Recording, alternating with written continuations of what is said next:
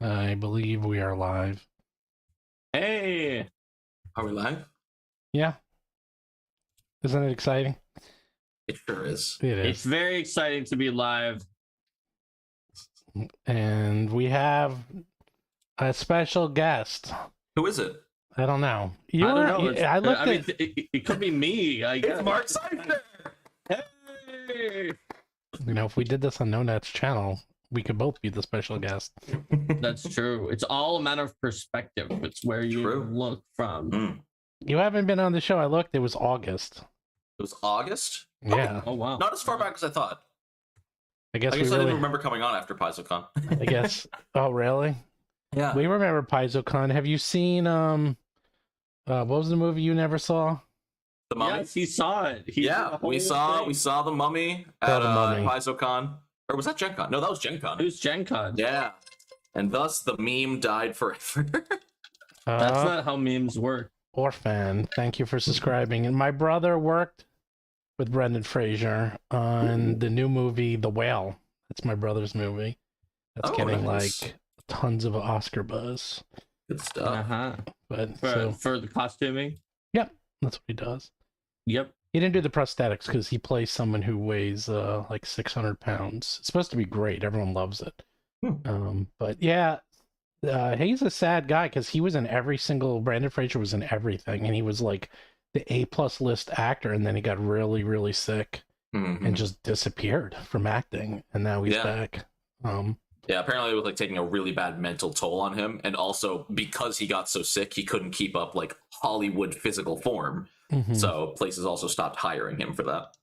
Yeah, but now they just digitally airbrush you, like Tom Cruise. Like Tom Cruise, who's actually... he's in amazing shape. He's like 57, 59, and he looks incredible, but he is digitally airbrushed in all of his movies.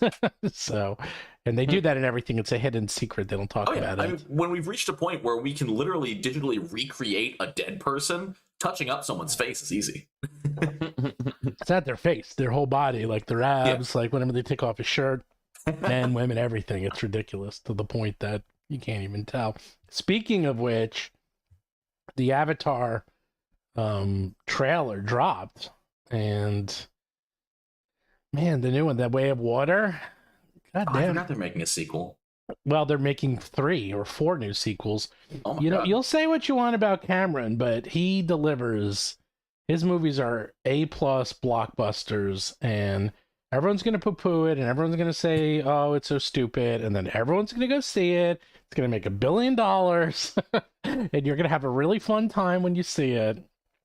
So I'm just gonna say, if the first Avatar movie and Avatar: The Last Airbender didn't get confused for each other enough, calling it The Way of Water, that's true, gonna make it even more likely that people get confused. It sounds like water. I think it's just... It just sounds like, it was like book 1, right? Water or whatever. Yeah. I don't remember what the order was. Take a look at the trailer, because I'm sitting there. I don't even know what's real and what's fake anymore, because I'm watching this and I'm like, I can't even tell. I'm just like, this thing is just... It's really impressive. Special effects have gotten to the point. And so Maceman asked me if I'm rooting for Philly or Houston. Well, I'm rooting for Houston because a few things. First of all, everyone cheated. I don't love Houston. I don't hate them either. Everyone was cheating, okay? Houston got caught. That's the problem. But guess what? So did the Yankees, and so did the Red Sox. They also both got caught, by the way. No one seems to remember that. And there were reports on that, and they also got punished. So that's the other thing. Also, every single time Philly wins the World Series, the world either has a worldwide depression or recession. Look it up. Every time. There's like in 1929. Well, there's already a worldwide recession that seems to be starting. So, like, that's the thing. It really hasn't. It really hasn't. It's a weird. I don't want to get into that. That's a whole other rant. Fair enough. But like, there's a lot of things going on, but spending has still been up. Fair enough. But the Phillies, they could mess it up. Turn that all around. Look it up. Look it up every single time. So what you're saying is, if they lose, the we'll world okay. will improve. Yes, that is true. There we go. But there's something else that's weird. There's a guy in 2019. He tweeted these are my predictions for the next 10 World Series winners. And he was right. Oh, there goes my phone. He was right in 2020. He was right in 2021. He predicted, was it Houston? No, sorry, no, he predicted LA. Then he predicted Atlanta. And now he predicted Philly. And if like that, now it's getting weird. Like, and it's proof he did this in 2019. So that's impossible. Like, even predicting in 1 year is impossible. It looks like last week Forbes.com had an article that says, "Don't want a recession? Root against the Phillies." yeah, I told you. Amazing. It's because it's exactly. It's never been not happened. Never been not happened. It's never not happened ever. It's not weird. So root against them, everyone. And supposedly the Houston pitcher was tipping the pitches last night because they had like 6 home runs off of him. So I couldn't even watch the game. But, yeah, Philly is the worst. Philly is terrible. Sports. Oh boy. Wait, no, am I the only person? I can't be the only one because all my friends who play Pathfinder, they are into sports. You can't be the only ones. In fact, Jason McDonald, it was the sports editor for our school newspaper, and he knows more about sports than anyone I know. He can tell you anything about any sport. Lots of people can be sports editors for newspapers or do sports articles. My little brother did too. That doesn't mean that everyone is a sports editor. Steve, I don't even play sports video games. Oh, I don't play neither. sports. Oh, I hate sports video games. Yeah.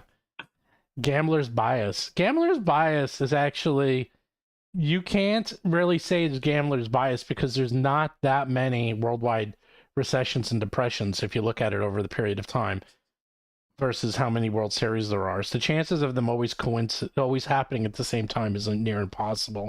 So it's just an amazing coincidence. Well, I mean, it's not that near impossible if there aren't very many. It is because they don't win that World Series that often. So the chance of the two like lining up over 100 years is like extremely rare. But are there only 2 examples of this? What do you mean 2 examples? Of Philly with the recession? No, there's like 8. 8? Yeah, there's several every time. I think it's 6. I think it's 6. That's still enough. I think you're just p hacking here. What do you mean? That's a word I don't understand. Oh, so p hacking. I've never heard that either. Is a term that is sort of more common in the scientific community due to the fact that it can be used to publish like dodgy papers that appear to like be super cool. It's also sometimes known as like data dredging, I guess. But so it's like swinging or portraying the data in a way that makes it exaggerated but believable. No, it's portraying something that legitimately passes the statistical significance test for an effect, but because of the fact that you had so much data, there were so many things that happened that you just look through. For statistical significance, right? It only has to be something that wouldn't have happened like 5% or less of the time by chance, right? So here's the thing, though: if you do it without a hypothesis and you just go into the data and look at 20 things. 100 things, you'll find that one of them did happen probably by chance. That would have only happened 5% or less by chance. Then you publish that as your results, as if that was your hypothesis. Gotcha. Okay, it's analyzing the results and then creating a question that's already been answered. Yeah, you find so much information that you find something unusual in it, because it would be more unusual if nothing unusual was in the data. That would be super eerie and almost impossible. So p hacking is, you just have so many possible hypotheses you dredge through until you find one thing that looks interesting and unlikely, and then you claim that as a hypothesis. Well, let me put it this way: the Great Depression was in 1929. Phillies won the World Series. Well, what was so great about it? Nothing. There was a 3-year recession, and most recessions, by the way, only last 18 months. So that was one of the longest recessions of all time. In 1980, Phillies won the World Series.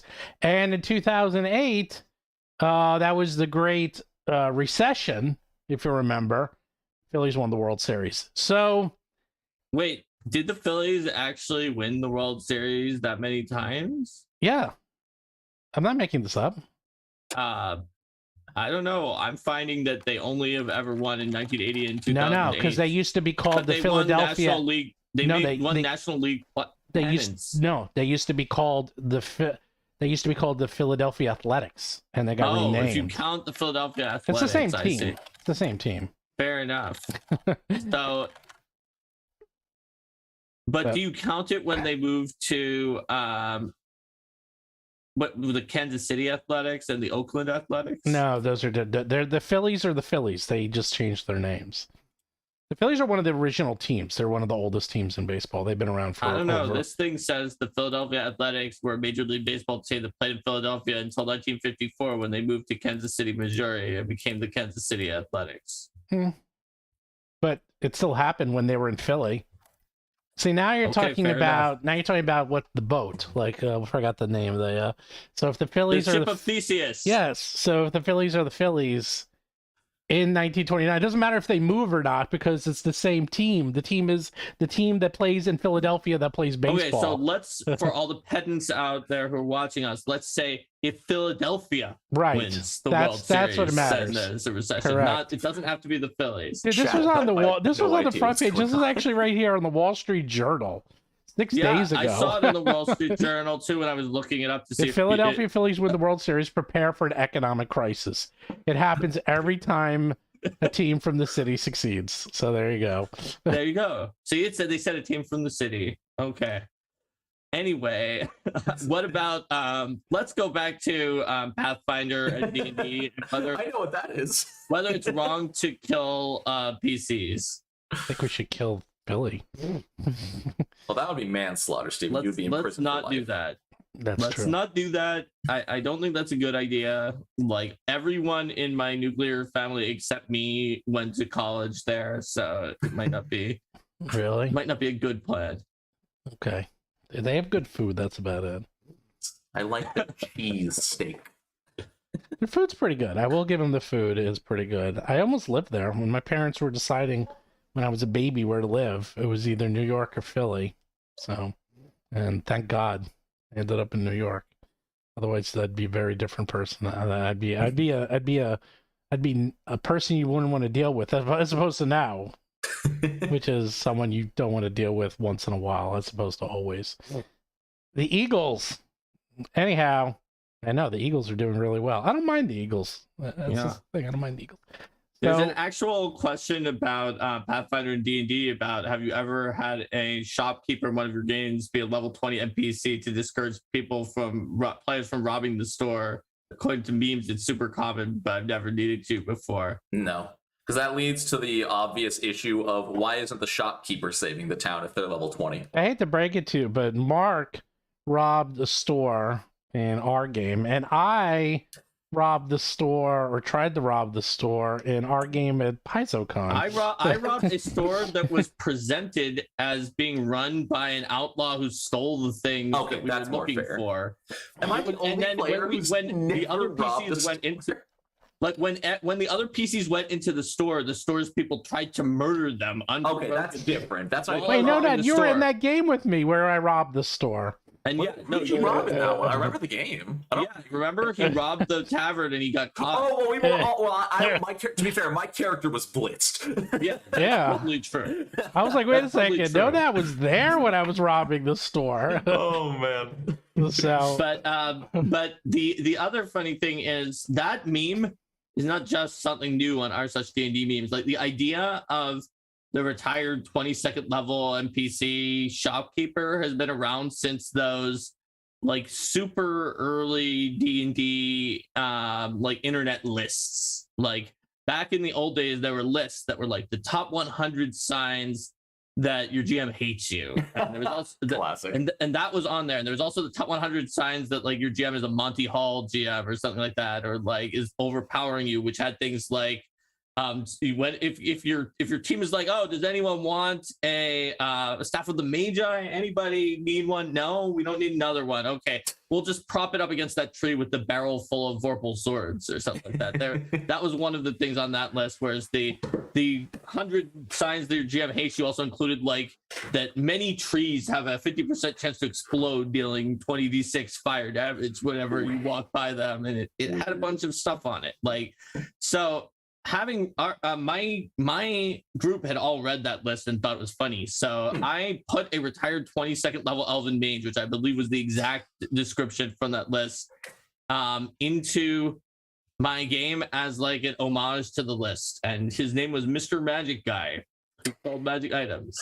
Classic. He was just like very low key, random like convenience store owner vibes, but he was a level 22 elven mage, and people were wondering like, yeah, what is, like what you said, what is he doing? Why is he running this store? Right. And eventually the PCs discovered that the back of his store had like this really was like full of like god slaying traps and like this circle that would divert teleportations from other worlds. And what he did was he would piss off deities from other worlds who weren't supposed to interact with this world, to the point that they would try to send an avatar. It would get diverted to the circle. All the traps would go off, and then he would kill them for try to get XP and money, and then they would have trouble retaliating because the over deity of that setting does not want people from other worlds to come to that world. They weren't supposed to be there in the first place, so they had difficulty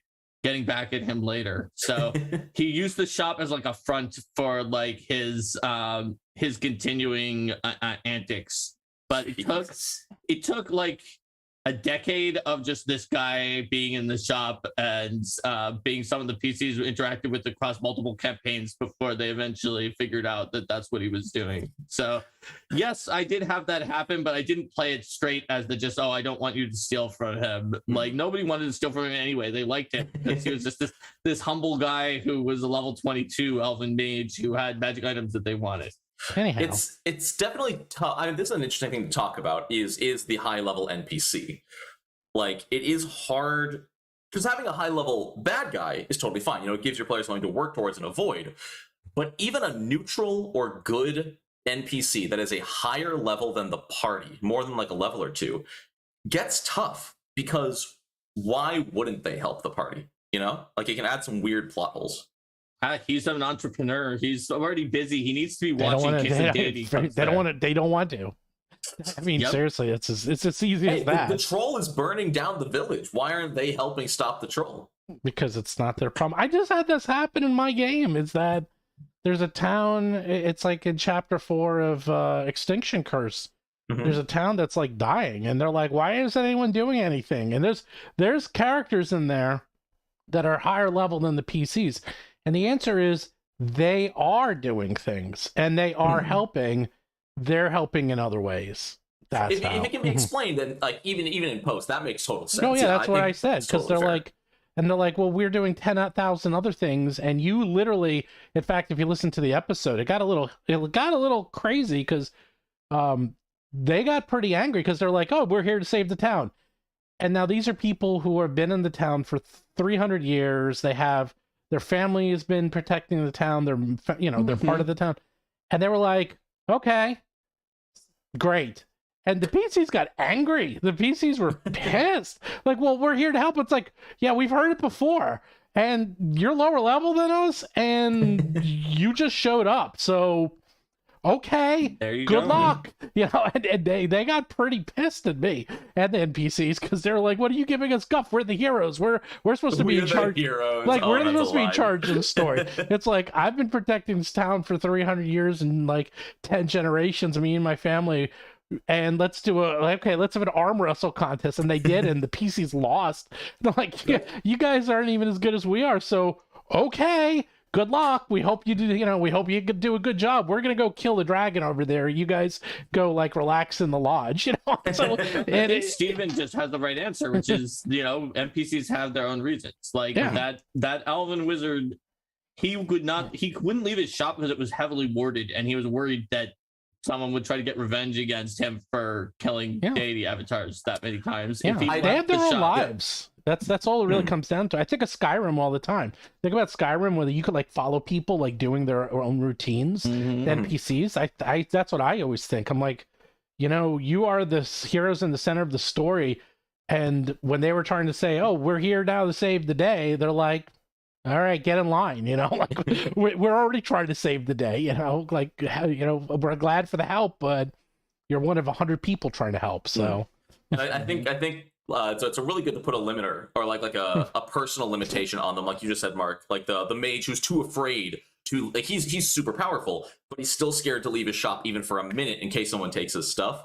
One of my GMs actually did something similar. One of the good, quote unquote, NPCs in our campaign is the Archdemon of Sloth, who has like the power to destroy the mortal plane, but super lazy. But he's so lazy he doesn't do anything with it, and it's just, you know, the power's there. He just does not use it. So by the way, he's just like, it's a drag. Mm-hmm. He naps most of the time. So don't forget, you guys can ask questions. If you super chat, we'll answer it by law. It's law that we have to answer it, no matter what you. It's the law of Glicker. No, it's actually a law of YouTube, believe it or not. Oh wait, really? YouTube actually has a thing that's like this is required by law. Well, it's required by like there is some requirement. You will be arrested and throw me in jail because I've ignored them before. Ooh, well, you're not supposed to. There were people who were like deliberately trying to stir up trouble. Oh well, I get those too. Actually, I listen to a lot. I listen to a lot of shows, and Zero Punctuation is a good one, and he'll just answer with one-word answers. So it's like, technically, I answered it. I didn't. Technically, I didn't answer it by saying no. Right? Yeah, it's like, is it no or yes? Well, and that's it. You know, or maybe that's just like a filter behind you, and when you take it off, we'll just see that you're in jail right now, YouTube jail for not could be actually in prison. This is my 1 hour phone call. Yes, and if we get, we're so glad that you chose us for your 1 hour phone call. That's actually a myth. That's a myth. You can make multiple phone calls, but really? Anyhow, yeah. Steven knows from his time in prison. I know from experience. That's a myth. By the way, you can make more than one phone call. So you can actually make multiple calls. What? Mace Man did ask a question which pertains to the title of today's stream. Yes. What if this shopkeeper in question killed a PC? Like, yeah, Mark, what if someone tried to steal from this level 22 Elven Mage and then got disintegrated by him for trying to steal his Philosopher's Stone? Okay. Well, is that the GM being a jerk? Or is that there'll be believable punishment for what they tried to do? So that's a good way to get into this topic. I would say that particular character would just kind of be like, oh, how cute if they tried to steal from him, and would just let the traps like humiliate the person who tried, and then they wouldn't succeed. But it is true that one of the questions that we should get into with this main topic, is it wrong to kill PCs in D&D, is basically the not just is it right or is it wrong always, but sort of like when is it okay to kill them? And I think that depends on your group's social contract, like I say for like all of these questions. And so for some groups, they want a gritty realism. They want yes, even those goblins that you're fighting, or those kobolds with those heavy picks, and they're all rolling 20s and getting the critical fatal hits on you, you could be killed at any moment, even in a very inconsequential fight, if the dice really are against you that night. And so for those groups, it's never wrong to kill a PC, other than like if the GM like fudged the dice rolls to kill a PC or something like that. But we're going to assume that level of malice is very unlikely. But for some groups, it's only right. It's kind of wrong to kill PCs for their social contract, except in certain circumstances. There's sort of times where it's more fair game to do so in ways that more narrative systems sort of like, allow for GM incursions, or they tell the GM, oh, you're playing Powered by Apocalypse and they failed, so now you have to make a move and do something bad. And so some groups have a similar social contract to that, where there has to be a reason. Was it a big narrative boss and like a major dramatic moment where they were killed? Or, and to get back to your question Mace Man asked, Nonat, were they killed because it was sort of their own foolishness, where it was like everyone else in the group just turns to them and says, you should have loved well enough and known that was obvious. It's like there's a big red button that says, if you push this button, you will be disintegrated. And they're like, that's probably a way to get to the treasure. That they put it there, they push it, they're disintegrated. Yeah. And it's like, well, it said that you were going to be disintegrated. So it's sort of like what opens yourself up narratively for a death flag, Right. essentially. Yeah. Some groups' social contract is that they literally have a death flag. Like I've seen groups that have a house rule that's like that, where it's like you go down in the fight and you can't get back up. Or you get back up the normal death and dying way in Pathfinder 2 or something like that. It's like you won't get back up, but even area effect attacks won't harm you. You're just safely going to survive somehow. You know, like you're playing on a lower difficulty on Baldur's Gate or something. Yeah, but you can raise a death flag to get up on your own without being healed. You'll just come up at 1 hit point, and at that point, you could be killed. Interesting. Because you've chosen to be a little more heroic and try to do something, and then you, the player, have said, I'm willing to be killed. And if no one raises their death flag, then even if everyone gets knocked out, then you would use something like what Steven had added to Jewel of the Indigo Isles, where it's like, what if all the PCs lose? It says that in multiple encounters, like you're captured, you're robbed, something. Bingo. So that's one way to do it that I've seen people do online that's pretty interesting. So you got to have a social contract is my answer. Again, like for most of these very provocative questions. I had an interesting experience with, technically it was player death. It was actually in a very heavily homebrewed Extinction Cursed. They were at, I think, the 3rd session, and they were exploring a Temple of Gozra in the woods. And I had homebrewed it. Like there was a demon masquerading as one of the worshippers of Gozra, and they knew that one of the worshippers was not what they seemed, but they had no proof of which one it was. So the party had to, go through, check the worship room, check everyone's bedrooms, etc. But they were told by the Archdruid of Gozra, you are not allowed in the Archdruid's chamber, no matter what. And understandably, that did make the party curious. And it was hammered in, they're not supposed to go in there, but the rogue's like, maybe I'll just take a peek. And, he steps through, he opens the door, and, just because it made sense, I put a glyph of, I think it was true polymorph as a trap. It's Gozra. They're not going to outright murder you, but, they're level 2 characters, so they crit fail, and their character is permanently polymorphed into a squirrel. And their mind is a squirrel It's too. gone. If they failed to follow up will save, if I They recall did. correctly. Oh, yeah. So And this one I respect because it was in character. The kobold, upon seeing, and the worst part is it was a tarp. So they walk through the tarp, there's a flash, and they vanish. And so the poor kobold sorcerer, seeing the flash, sprints in after them and also triggers it, true polymorphing into a squirrel. And within 30 seconds, 2 characters were no longer existed. And it was the point where, the way our social construct kind of works is we played out the rest of the session. They were squirrels. They kind of didn't really get to play as much, though I did send them messages. And then after the session, which we wrapped up pretty quickly, I asked them particularly, how attached are you to this character? I am more than happy to pull some deity mumbo jumbo to get your character back, albeit probably at a price, or you're free to make a new character. Which would you, the player, prefer? And they both really loved the characters they had created and been playing. So one of them got brought back by Gozra themselves, but they're now under a contract to Gozra to defend and protect nature from the overarching threat. Also, one of their arms is now made of wood and sentient and keeps an eye on them, which is super fun. And the other one is spoilers, but did get brought back. So still a squirrel. No. They both got brought back as their old form. When you said that the kobold, and you were like, and I have to say this was really in character. I thought you were going to lead into something, and you said there was a tarp so they couldn't see. I thought they were going to kill him. I thought it was going to be worse. I thought it was going to be that the glyph went off, and he turned into a squirrel nobody saw, and the kobold comes in and just sees the squirrel and kills it. Squirrel. And eats it. Yeah, that's what I would do. Yeah, see, Steve and I were thinking the same thing. That's what I would do. No, that's how it was killing a character. That's how you get rid of them. Well, all right. So I have the answer. So we can end the stream. It's an easy answer. It's actually true. Simple as this. First, you have your social contract. Second, it's very simple. There has to be, much like traps, and there's a big issue with traps, is that if people don't know traps exist and then they get killed by the trap, everyone's upset.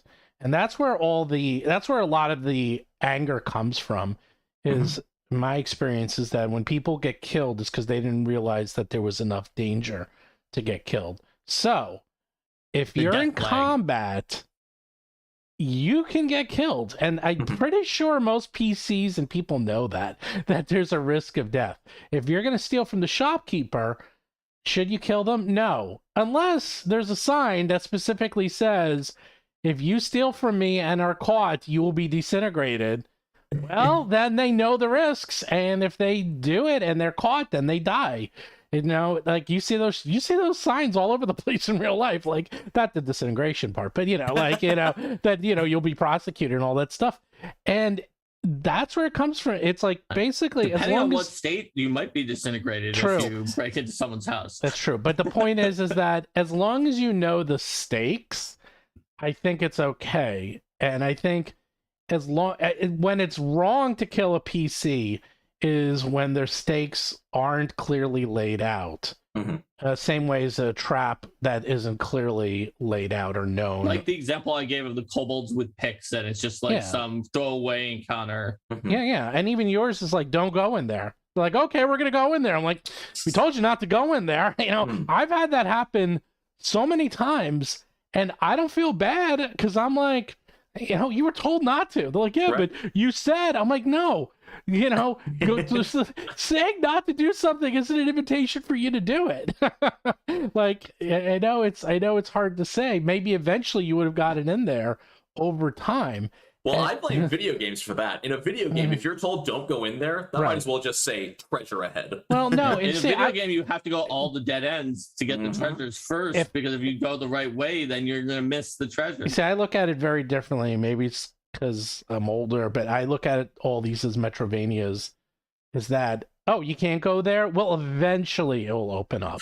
See, that's the thing with Metroidvania. It physically restricts you. You can't reach that ledge because you don't have double jump. Correct. But if it's a normal jump that just says death ahead, you're still going to jump up there because you have the ability to check it out. There's in Agents of Edgewatch, this is a bit of a spoiler, but we're in one of the books, and there's a wall, and they're like, and they know for a fact there's something behind that wall, and they're like, okay, we're gonna go behind. They were like, we're gonna open up that wall, and they tried everything, and I'm like, can't get through the hardness. We dig around it. It's like you can't get through the hardness of the floor or around it. You can't get past it.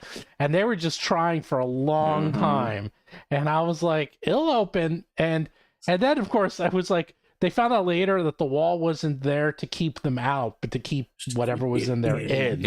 I was like, exactly. I was like, dude, you do not want to go in there. And eventually, so here's this a thing. question for you from Agents of Edgewatch, since you're saying the narrative flag has to be lit before someone can die.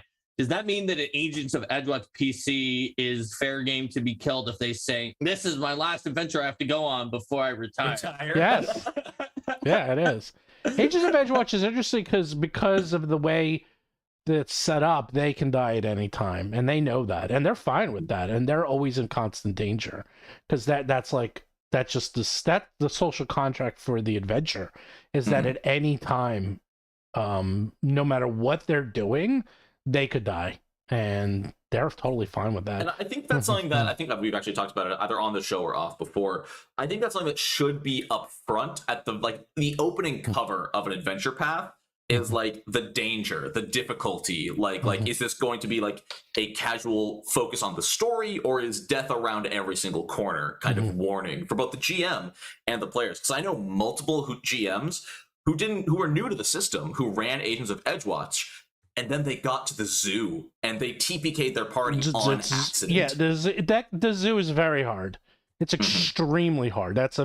Our guys almost TPK'd, and only because they're insane, and they were like, they're nuts, and plus they've been playing for 40 years, so they were like they were running around, they were like luring things and having encounters bleed into each other. They were doing crazy stuff, and it worked. It actually worked. But yeah, that intro is very deadly. Insane. Very deadly. Yeah, you need your session 0 where you're going to define that as one of the things that you define is like, how are deaths, what are the stakes for death, can it happen? And like in chat, Kevin Jalden was saying some groups like the players are really have this narrative and this story they want to tell about that character, and they don't want to see it cut short before it reaches a certain point. So they want to have a social contract that character is not going to be killed, and the death flag system works for that. That's an interesting idea that I think not enough people open their mind wide enough to accept, is that some people want to tell that character's story specifically, and even if it makes it less believable, taking death off the table doesn't make it less interesting for them. You know, like, you know, I always use, it's ironic, I always use Lord of the Rings as an example, even though I've never seen the movies. What? But yeah, we'll talk about it later, Steven. But, you know, I just watched it this morning. Wait, have you read the books of Lord of the Rings? No, but I've played the PlayStation 2 God. game, not about the movie. This literally was on cable. I was just watching it this morning. Okay. But, like, pretty much every single main character lives. And, like, sure, the movie does a good job of making it seem like, oh, they're gonna die. Wait, oh, which look, book? they're in danger. Wait, How do you know how many main characters live? You haven't Wait, what are seen you the talking movie about? or Which read the book. Are you talking about Lord of the Rings? The PlayStation 2 game? Aragorn, Legolas, Gimli, Frodo, Samwise, all of the major Fellowship players, like even Gandalf comes back. Sort of. Gandalf is a god, so there's, you know, he literally is a god. So that's Well, look, a whole Steve, do you know other how thing. many people are playing gods reincarnated as PCs? That's true. A Well, he lot. was, yeah, but I won't get into the lore. They all die at the end of the book. The book, really? Yes, Interesting. and the movie's not the same as the book. I hate to say. Now, I have heard that the movie implies that Frodo dies at the end. No, they all die because they sail off to the east. Into the and- West, yeah. into the West. Yeah, And when they- you sail off, that's a metaphor. That's a metaphor for Right. death. Yeah. Yeah, they all do. They all die. And some of them die, and in the book, they all sail off to the west. Some of them after 100 years, some after 200 years, but they all do because Right. of the Well, experience the secret is, ruined Stephen, that them. everyone eventually dies if your book Well, goes long enough. Well, right, after but the point is where that you win. they do, but they take the time Yeah. in the book to say that But they also do notice, die. none of them die until their stories are done. Until they have closure on No, themselves. it's true. Yeah, it's true. Actually, there's a that's lot right. of death. They're just like, you're right. Those characters Yeah. didn't die. This ties into our last episode about railroading. People, Rise in Boromir. Sorry. oh no. Boromir dies. I do know Boromir dies. Yeah. People often just make a lot of like kind of accusatory statements about GMs for railroading or having a narrative in advance. It's like there's often, as we said in our last episode, people overly say you shouldn't, you can't do it, you have to just let things go as it may and don't railroad, don't have a railroad for an adventure. But people don't think about the fact that it's not just GMs who are railroading. If a player has a narrative arc for their character that they're hell-bent to see happen, and they're not willing to adapt to what actually happens during the adventure, whether it's death or even just like other story beats and interactions with other PCs and NPCs that could have changed their character's arc and maybe should have, then the player is kind of railroading too in a certain way. And I think there's nothing wrong with it either way, whether the player or the GM is doing it, where it's like, I'm the angsty, brooding character that my arc is. Yeah, my arc is that I get revenge, then figure out that revenge wasn't worth it and kill myself or something like that. Let's say that's what the player wants to do, but that they meet an NPC who like they empathize with and like could have like led them off that path and into a nicer thing, and the player's like, no, I see what you're doing here, but my initial story is the one that I'm going to tell, and I will ignore all of the other things. And we see multiple other people doing that, and I probably should have learned the lesson without doing it myself, but I have this narrative arc and I want to follow it. And I don't think there's anything necessarily wrong with it, but it's something that needs to be discussed ahead of time, because I feel like some GMs would not, and other players in the group would not understand the fact that you have a railroaded narrative arc and you will not be bent off of it, whether it's by death or setbacks or the plot of the adventure, the ongoing sort of emergent plot. Yeah. Along that same line, I think there is an aspect of the game that a lot of people are very scared of, but can make your story so much deeper, and that's letting your players help write the story. Now, they're not like also GMing, but what I'll do between sessions is I'll ask my players questions about their characters. I'll ask them about their past, about what their character wants. That way I can make sure what that player is looking for happens. You know, it's like playing, you know, if you've played Pathfinder Kingmaker, you know, oh man, Amiri's old tribe like kicked her out, so it sure would be awkward if we ran into them. Oh, look who's here. Yep. Yeah. So it's that kind of thing where, you know, your players aren't writing notes for you, but the more information you get from your players' characters, the more you can tie their characters into the story. It's like you were watching our last episode where we said that that's a great way to go forward with and make it so even if you've set up the story in advance and are sort of railroading it, that players will just bite the hook and just be happy to move forward anyway, because they love it when you tie things in directly to the notes they gave you by writing their backstories. Yeah, that's one thing I've always taken inspiration from all the Baldur's Gate, Neverwinter Nights, whatever. Every companion comes with a side quest. So I try to make sure all my players have side quests, all separate, or unless they're like related, all different side quests all going on at some point at the same time. Well, anyhow, back to whether or not it's... We started talking about everything except that, but is it correct? What's the exact topic? Is it wrong to kill PCs? It depends on your table. Well, you can say that about anything. We have to come up with... That's why I do say that every time we ask these provocative I know, but then questions. you should stop asking these questions. Because it's always a good game. Depends on your table. It depends on your table. Well, the thing is, though, the social contract. I think that there's a point to the fact that the answer is that, and that there are still raging debates of pure vitriol online about some of these questions. I'll tell you why.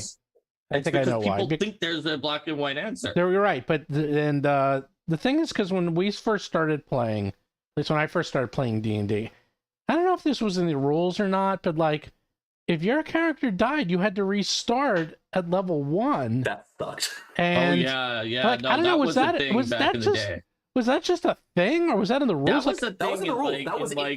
That was back in first edition. Was that in the rules? Even Rule Cyclopedia says you make a character 1 level lower than the rest of the party. You eventually get that. Yeah, it was that 1 level lower was pretty brutal, but became the standard. But starting at level 1 was the first, and when you got to 1 level lower, the standard became either 1 level lower than the rest of the party, and this one was the worst of all. 1 level lower than the character that died was another one that some GMs did. Yeah, and that caused one of my friends who moved away from like our high school group to college.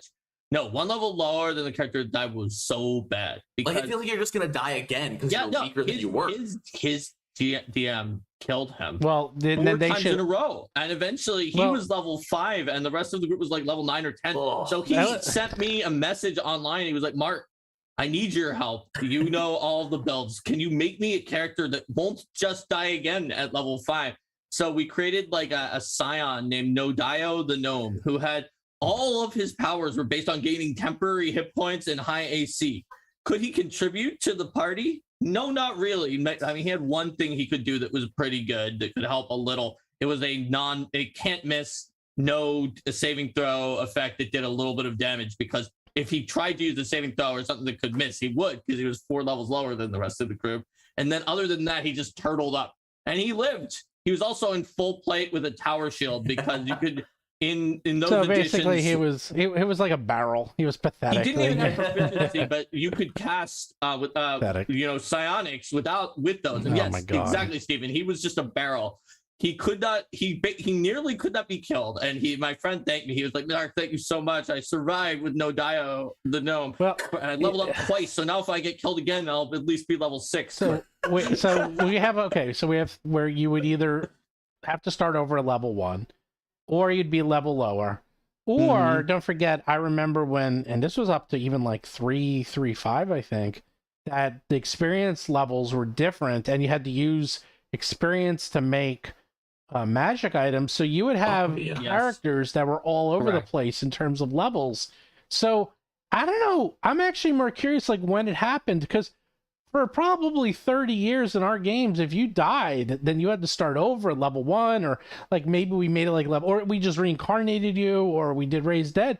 But now, at least all the games I've been playing, basically in the last 5 years, I just say if you die, you can just make a new character at the same level. Yeah. And that's just it. And no one seems to care. Everyone seems to be okay with that. I'm like, when did that just change? Was that in the I rules? think Or did people it realized that the other one was too Yeah. punitive. The Ollie only made thing a- you have to Ollie made an amazing point. That is, it used to be expected for PCs to die. Like, Right. death was not it was sudden, but it wasn't unexpected. You like always had backup characters in case you died. Whereas now, most tables are, this is my character. I don't want to lose them. If I do lose them, I'm going to need to make a character or dig one out of my backlog, but I don't have one ready on hand. Well, I mean, first of all, nowadays there's the online tools. It's very easy to make characters. Second of all, I tell all my players to have a backup ready, or at least mentally. Even if you don't do one, mentally have one. And I say that in all my games because that way I don't want it. I think that actually helps. So I think it helps even if you never die, because this way, if you do die, it's not this, and then you're like mentally destroyed. It's like, that sucked. At least I had my backup ready, it's like, and I've been thinking about them. For me, and this is just me, probably a lot of my theater training and whatnot in the background, is I find it hard to dive fully into one character if I'm still thinking about a second character. So I don't make backups just because I like to fully immerse myself in the one character I'm playing. Call him an understudy. Touche. I mean, no, but I know what you mean. I don't have them. They often do the same thing. But also in my games, because they go so long, and this just happened in one of our games, is that they just got bored of their characters. This actually happened in both my games. It happened in Dead Sons and in Extinction Curse. They were just bored with their character, and I could tell. And both times I suggested it, not the player. As the GM, I'm like, hey, do you just want to like get rid of your character? Like, we could figure out a way to either suicide them or have them kidnapped or retire, and you can play something else. And they were like, yeah. And then they're much more excited about their new character, because sometimes it just happens. That's a great example. Yeah. When it's right, when it's okay or even right to kill a character. And that's not just your group, Steven. That's a thing that you see the sentiment online a decent amount, that just some players, they just are kind of like, a hummingbird that's flitting around to these different ideas, and they don't want to just stick on that one character for so long. Yeah. I mean, so there's a lot of merit, and I love to retire a character. Like you said, I just got to do that like 7 months ago with my 5e fighter. We had just rescued his hometown from like a big invasion, and he became like the lord of that city, as was like his birthright or whatever. And like, I'm like, that is the stopping point. My story is that's a good wrap up point. He just accomplished like a big story beat. I'm kind of not feeling the character anymore anyway. Let's write him out. He's going to stay in town as the lord. They don't have to die, but they're just removed from the story. People, never be afraid to write your character out. It doesn't have to be death. And I do have people who are like, just kill me next session. I've done it. We had to stay in town as the lord literally ourselves, but we had a college group, so we had a rotating cast of people who didn't become grad students and left MIT, like retired. And so one of them became the lord, and one of them became the evil grand vizier of the lord. He just always wanted to be the evil grand vizier that was the power behind the throne, so he did. Yeah, actually, in every podcast now I think about it, all of our actual plays except Agents of Edgewatch, and there's still plenty of time. We've had characters either getting written out. We had a few natural deaths, which weren't my fault. Those were actual. Thanks, Mark. Didn't Vanessa switch to a dragon? Yes, she's inventor? one of them. She did, but her character is not dead. It's just kidnapped in a soul gem.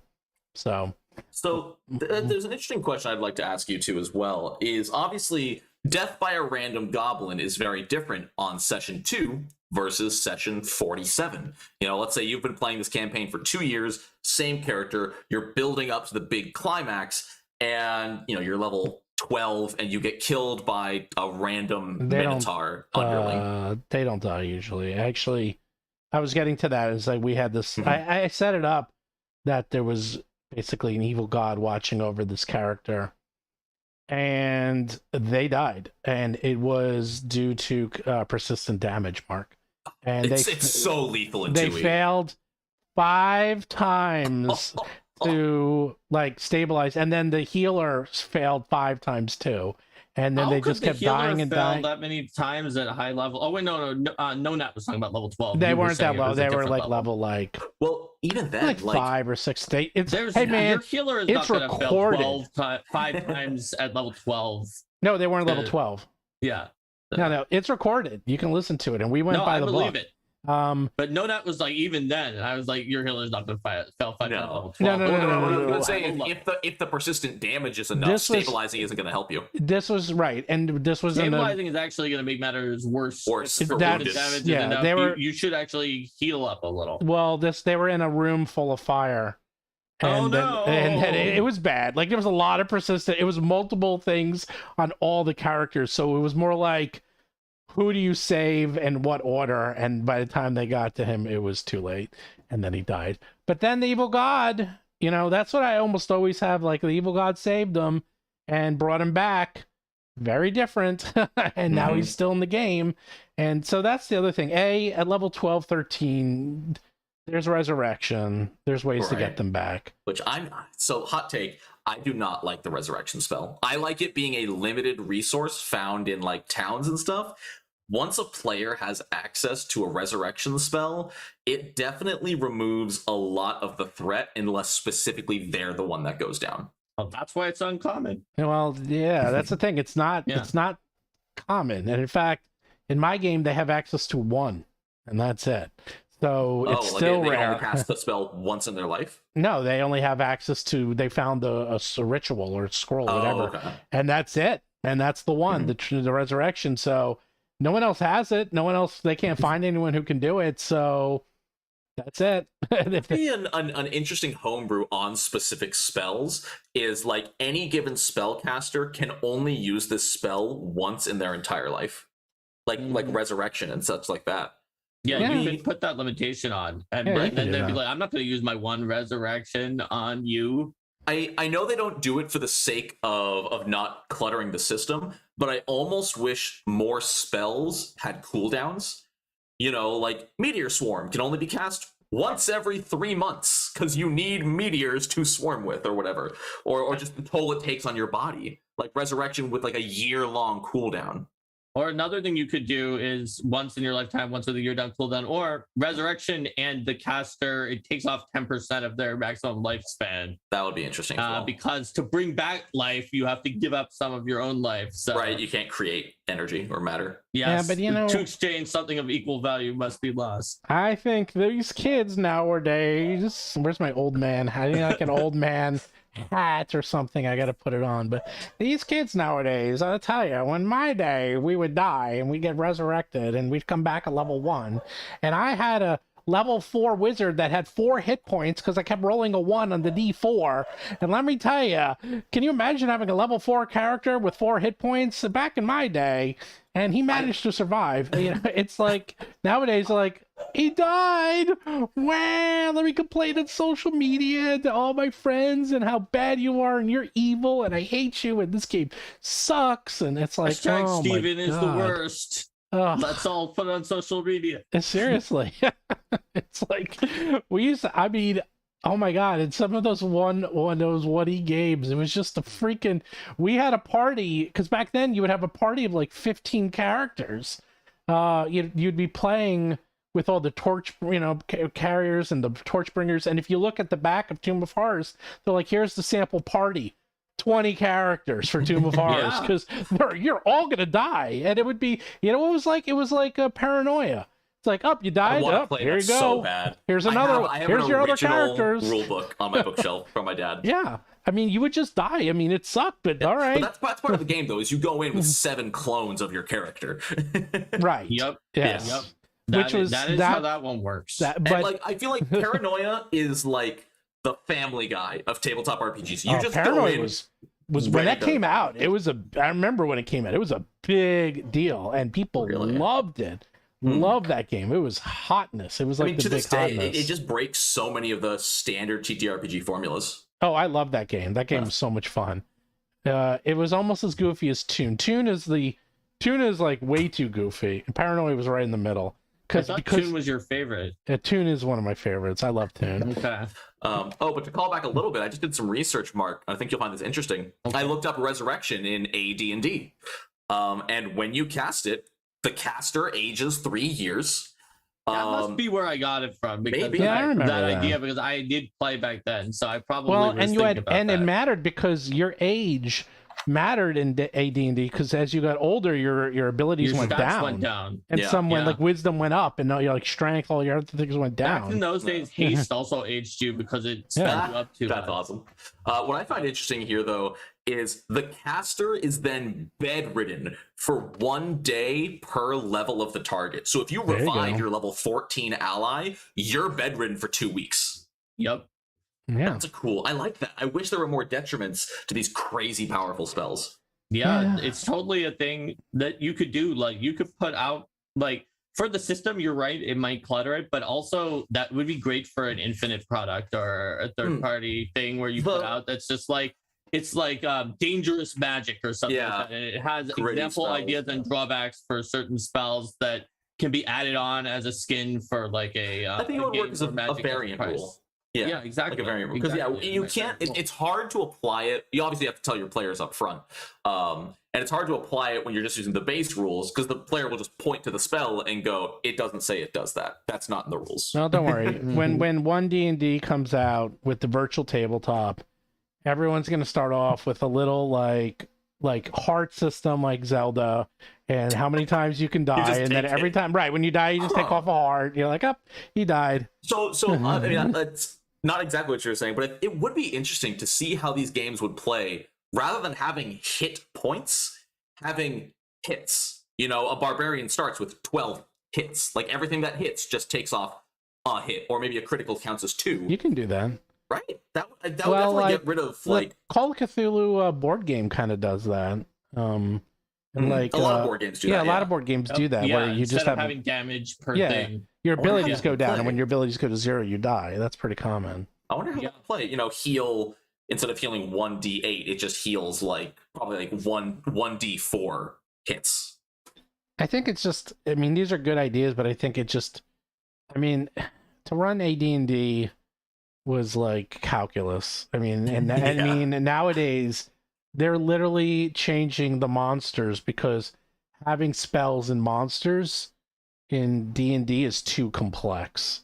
So they have to take them out so that there's no spells, and it's just, I mean, It's- I'm gonna let's be fair. Having 1,000,000 spells in any edition is not a great choice for a monster, because you have to look up 1,000,000 spells, and then you have to choose round by round between all of those 1,000,000 spells. And yes, the PC wizard has to do that, but the PC wizard only has that one character who they've been playing the entire campaign, and they've gotten to know that character and what works. Or- And you're the GM who, maybe if you're not running if you're running sandbox, just pick this stat block up like a few minutes ago, and you're like, oh gosh, there's 40 spells I might well, be first of all, they casting. shouldn't have 40 spells. That's a poorly written Yeah, monster. that's sort of what I'm saying, is you should only have a small number. Well, the way that's done in Pathfinder, they don't even list like the low level spells, or like they usually just list like, oh, they list 6, 5, and 4 in the cantrips, and that's it. Well, I mean, Sometimes.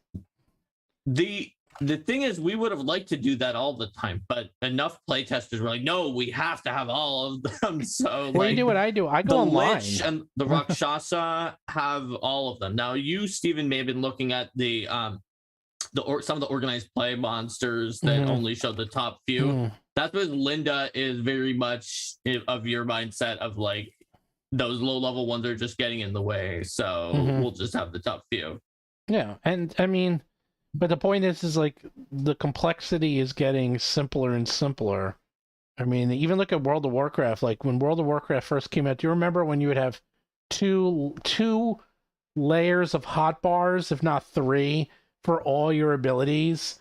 And that's the way like World of Warcraft was built. Yeah, That was like 4th or 5th expansion. Original World of Warcraft was Original. actually usually like 3 or 4 abilities per class, maybe a couple cooldowns. No, it Wait, was. Oh no. No. When was the last time you played Classic, Steven? Hold That on. is the simplest game. I haven't even played any of the expansions. I only played it during the original, and I definitely had multiple hotbars So for did my I. mage. There's So did no, I. Remember, you were only using no. like 4 buttons in combat. No. there's You're, no way I only was using way. 4 abilities. with I my had, mage. I was- have, okay. I was I an had the arcane claw, and I have a mouse with 6 buttons, and we used to have to use, I had 2 rows as a hunter, and I had to use all of them because I had my traps, I had my abilities for my pets. At level 60 I had so much, and then my shaman, same thing. I had so many totems and so many spells and so many abilities. Yeah. So you had I also a played up to ton. the max level at the time, which Right. was that 60 in the original. In the yes, original, yeah. 60. Yeah, because that was part of my term project for my interactive and nonlinear narrative class at MIT. We've been over this in a previous episode. Yeah, Scott, you Scott knows do. what's up. Scott knows what's up. Well, yes, no, I'm not saying- Frostbolt. Right. Some of them, but the point is, because I was there when this happened. What happened was League of Legends, and League of Legends is like, hey, you can do the entire rotation using just your left hand, Which is very good. and you're not even going to believe this. This is 100% true.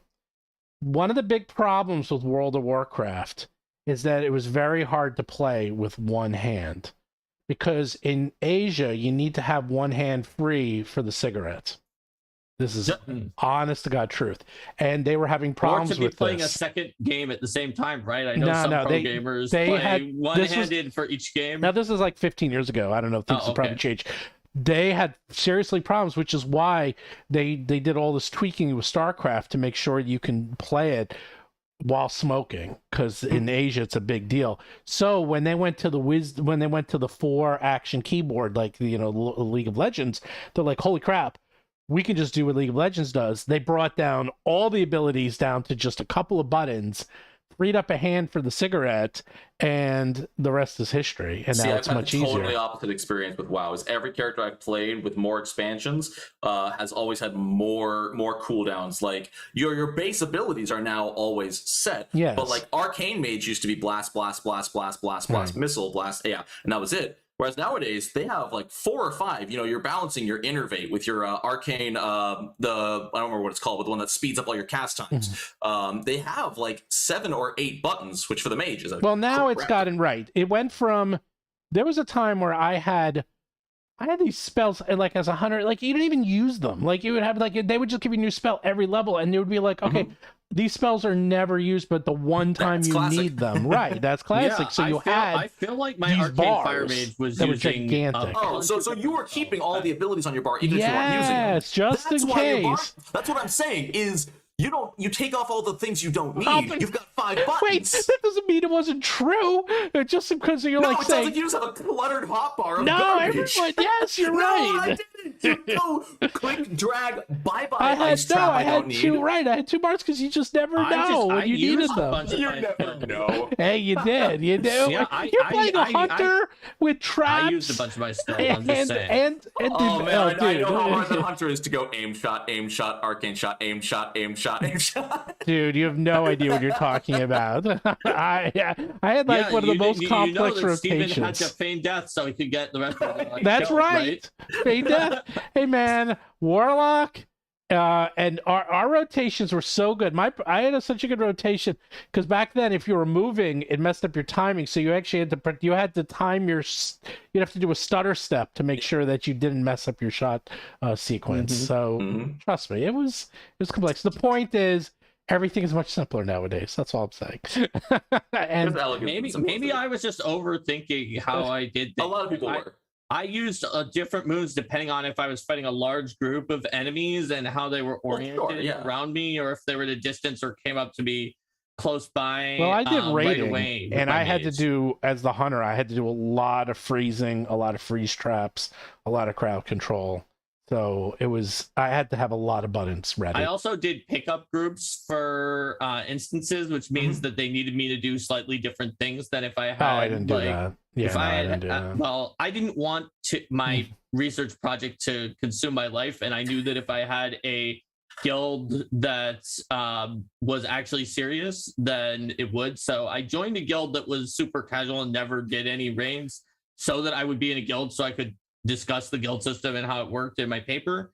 And then I did pickup groups. So if you have a guild that's just like, okay, you know, Nonat is the frost mage who's just going to do these two things, and we know that and we've built around that, then you probably can. But in pickup groups, I've sometimes needed for like a variety of different roles, so I needed to be, I would need to be used to using a bunch of my skills. And I hear you guys saying frost mage or just arcane mage, but I feel like when I played, it was normal to have one that was of the 3 specs that was primary and another one that was secondary, and to pick up. So that's from the old talent trees that you had to fill out one point in time. That's correct. Yes. Where you always had a secondary tree. But for mages, you usually just took the generic stuff that was like better mana regen or lower mana cost. Wasn't that in Arcane? Some of the I think so. stuff? Yeah, I don't remember as much. That's why Arcane was my secondary. But I think Arcane was everyone's secondary, unless you were specifically Frostfire. Unless you were specifically Arcane, yeah. No, Frostfire. Yeah. Was Frostfire both in Classic? Or was that added in Burning Crusade? I don't remember. I don't think I didn't do it, so that wasn't my specialization. So I was back with the talent trees back at the beginning. So that is what I'm familiar with. I'm not familiar with anything that happened after that. Yeah. I love how much this pertains to character death. Yeah, well, it does, because I started it out because things used to be much more complex. And they would just put a lot of things in these, and now it's become, whether you want to call it more elegant or easier or however you want to put it, modern, maybe modern. You know, it's hard. That's another interesting thing about the death. We were talking about dying in tabletop RPGs, making you lose all your levels or something like that. And WoW is another good example of like MMOs. I remember when I was playing EverQuest. Yes, I would lose so much experience points. It actually at one point, and all my items if I couldn't get them back. At one point, I almost like lost everything because of the fact that I was an elven enchanter and I needed to get the enchant silver spell, which for those of you who played EverQuest back in the day is only in the dark elven town, and dark elves hate you. But I leveled up high enough to be able to create a illusion that I was a dark elf. So I went into the dark elf town. I bought the silver spell. I got it. I learned it. And as I was on my way out, suddenly the class trainer for Shadow Knight, who was a priest of the god of hatred, came and stabbed me to death because apparently, despite thinking I was a dark elf, she hated me because I worship the goddess of love and she worshipped the goddess of hatred enough to kill me. This de-leveled me to the point that I could no longer cast the spell to turn into a dark elf, and I didn't have enough time before my body died to get it back. So the only thing I was able to do is I created a Shadow Knight of the goddess of the god of hatred, which I knew would appear right next to my body, which it did. I gave permission to drag it. I dragged the corpse out to like the no man's land in between dark elf and other areas. And I barely managed to get it back onto my character before it timed out, or I would have lost everything. But in WoW, they realized that nobody likes that, even though it was an interesting story. I got a story on this. I know all about it. Yeah. We used to play EverQuest too, and Seth was obsessed with it. That's exactly what would happen, is that if you died, you'd have to go on corpse runs to get back your corpse. And he died so many times, he started at level 14, and by the time he got resurrected and got his corpse back, he was level 12 because he died so many times. And you'd have to get other people. And then the people at Blizzard thought that system sucked, so instead they did a system, they literally called it in-house, they called it you lose time. It was the time system. Because the ghost comes over, and then also you have to repair your gear. Right, like, you lose time and you lose money. Right, but there was no. They got rid of that, and that was controversial because all the other MMOs, there was serious consequences for dying, and they were like, "Oh, you just have to." You could either resurrect here at the graveyard and lose, whatever it was, like 25% durability or something, or you can go into corpse run, which is time you lose. Because since you're an invincible ghost, you're just going to get it. Right. The thing that I hated is, you lost the durability, but you might as well lose the time anyway, because you got that stupid, 10-minute debuff where you're 75% weaker. That's another part of the time. Where you're like, guess I'm just not going to play for 10 minutes, which I hated that. I don't know if it's still there or not. Yeah, they did that. They did have that, right. And that was the time. Again, they got rid of time. Either way, you were spending time. Yes, and that was the point. And they did. So they wanted Ollie it to Wright be that just way. gave us €6 and asked, do you think oneD&D's upcoming VTT risks sort of turning it into Hey, being more like a video game. Wait, the last session No Doubt was on Yep. is when I predicted everything about oneD&D. So the answer is Steven's 100% accurate predictions. yes. There, you see, I answered it. That's all I had to do. Do the kids even mind? No. There you go. I think it's going to be amazing.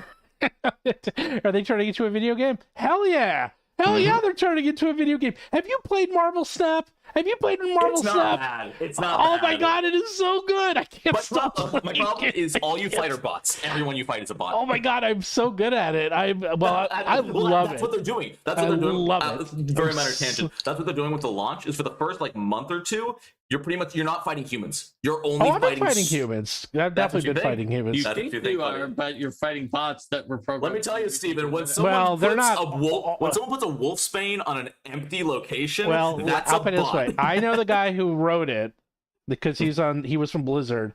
I'll ask him. So I don't think he's going to be allowed to tell you because Blizzard Yeah, has not Blizzard. They have not made a statement regarding it yet. But Reddit is I'll going ask him. insane. I'll ask him about it. But the point is, doesn't matter. Who cares? It's still fun. It is fun. The I card don't design is care. great. I want them to add multiplayer so you can play with your friends. It's not there yet. Not there yet, but you know what? I don't care. I guarantee you, put it this way, maybe some are bots, but I know for a fact some of these are definitely players because they're all over the place and there's no way they're that random and that insane. And I've encountered the same people more than once, which is pretty rare, but it has happened. Who cares? It's so much fun. Anyhow, are they going to turn into a video game? Yeah, it's going to be totally a video game. If you can play D&D on your phone, then there's going to be it's a failure. It's really that simple. And oneD&D is going to be on your phone, on your iPad, on your laptop, and anything except a computer. The computer will be like the fifth or sixth thing they worry about. It's going to be on all the consoles. It'll be on your TiVo. It'll be on everything. It'll be on your anything that has a screen. It's going to be on. They're going to try very much, but no, Marvel Snap. I do want it once we get some challenges because then I could go up against you guys and kick your asses. That'd be fun. Fight my Ant-Man deck. I have a similar deck. It's not. I love rush decks. It's well, the white weenie. I mean, white weenie. It's weenie. White weenie. Come on, man. You don't play Magic? That's what it is. It's a Magic deck. No. Oh, is that the dude deck? That's white weenie is the name of the deck where you have lots of little dudes, weenies, and they're all white.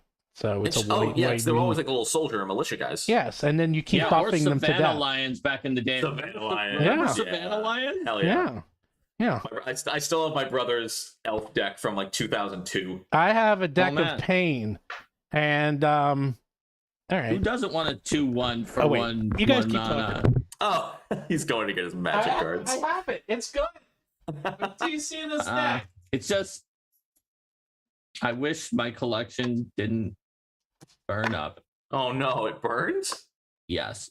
Yikes. My parents' house that was my childhood home burned down, but they were away at the time, so that was good. But there were so many Magic cards in there, and I also found out that Pokemon cards, which I thought were worthless, were actually not. All of those those multiple holographic first edition Charizards were worth a percentage of my current net worth that was enough to make me very upset that they're now You want to see? gone. You want to see? Oh, we're showing off cards. All right. Wait, look at that. Oh, wait till you see what I have in this one, though. No. Wait till you see. You're not even going to believe this is how old this is. I got Just Force makes me Field. sad. Crazy. Come on. People are going to, like, when you see this. I might be crazy. Okay, watch this one. Are you ready? Are you ready to know that? Mm-hmm. Force Field. Ancestral Recall. Oh, Ancestral Recall. Time Walk. Demonic Tutor. Cards casually. What is it? The Esrin Djinn or Theorem Djinn. Actually, I got 4 of these. 4 of the Djinns. The Sarit Afreet. Got 4 of those. I got, let's see, 3 Birds of Paradise. Remember these Curd Apes? Remember those, Mark? Curd Apes? I remember Curd Apes. I got the 4 Lightning Bolts. Oh, Disintegrate. So is that just a burn deck? 3 tranquility. No, it's No, deck of these are just clearly regrowth. They're of Oh, these enough are just old color. cards. No, no, this is my deck. This is my deck. Wait, so hold on. How Your many deck colors is that? I just saw red and green. It had time walks. Yeah. Blue. Because we played 5 color back then. Because I didn't get to my lands. Were your have lands all cities of brass and 3 like, cities of brass. Yeah. Okay. No, and then it's all dual maybe lands. a reflecting pool, or is No, it that dual or lands. is reflecting pool 4 pool dual too lands. new for you?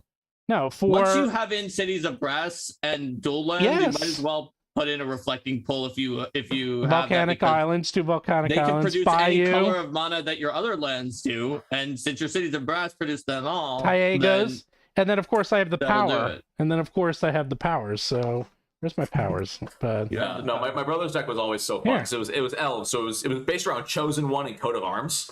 So you just get like 50 elves, so the Chosen One is a 50-50. Yeah. Then you put Coat of Arms on it, so it gets +1/+1 for every elf Dude, again. Beta at Mox Emerald, Beta Mox Emerald, Oh, Mox Emerald, oh my god. Mox Sapphire. Peril, Yeah. like everything, blah blah blah. Have you ever played, did you play There's my the Black Magic... Lotus, Black Lotus. Did you ever play the Magic game from the 90s, Yes, the RPG? yes, It was I still so have it. good. Chandelar, Yes, so good. I got my Mox Ruby.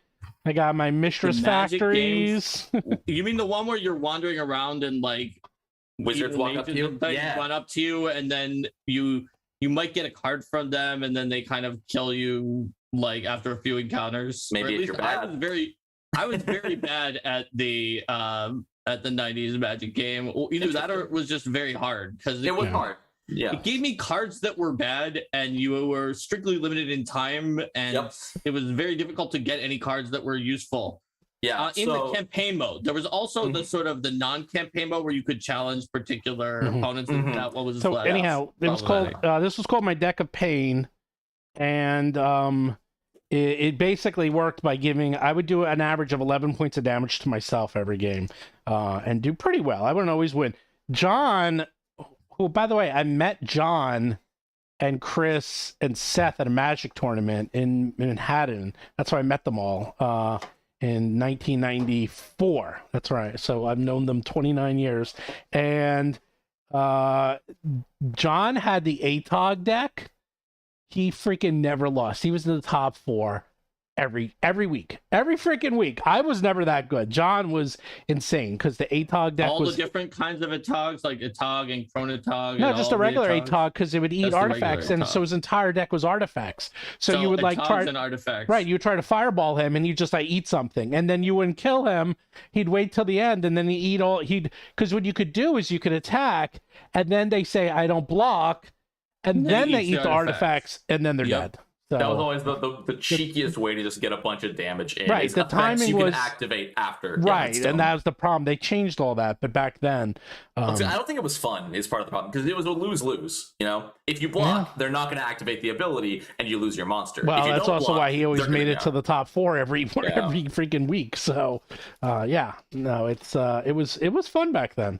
Wait, I Yeah. still even Oh, have I my original commend box. Magic for staying relevant. It's not power creeping. You Look, know, here's my Magic is look still how old this box is. My Yeah. old box. Of, Magic is still really well balanced compared to Yu-Gi-Oh. Like Yu-Gi-Oh modern day is insane. Okay, but you have to understand that it's not.